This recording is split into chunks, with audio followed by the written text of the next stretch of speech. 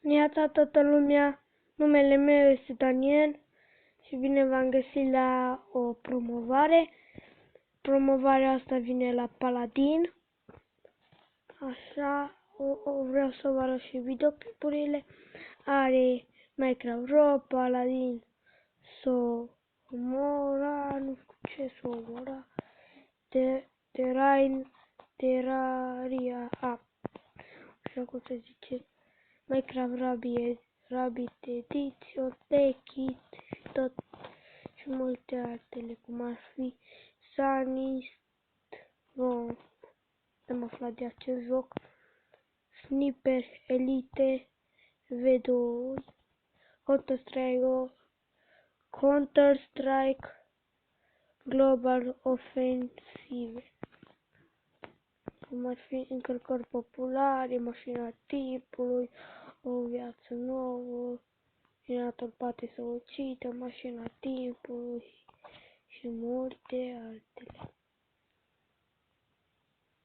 Deci uitați-vă, fiți atenți la acest video. Mă, Gigi, mă, mai ești treaz? Da, mă. Mă, mâine la amiază mergem? Da. Bă, mi s-a părut că am auzit un tomberon. What? Bă. Bă, e unul afară. E ăla de la... Los Halcones. Mamă, bă, am armă aici. Bă, cred că... Deci voi vedeți că stau strâns 980 și 100 ce face. Nu-mi dau seama. Dar las.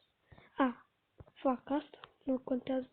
Are deja 980 din el are 9000 de abonați.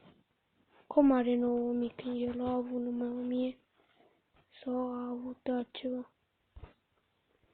În fine, nu contează.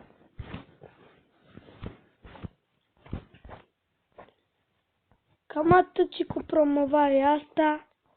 Îi urez la Paladin.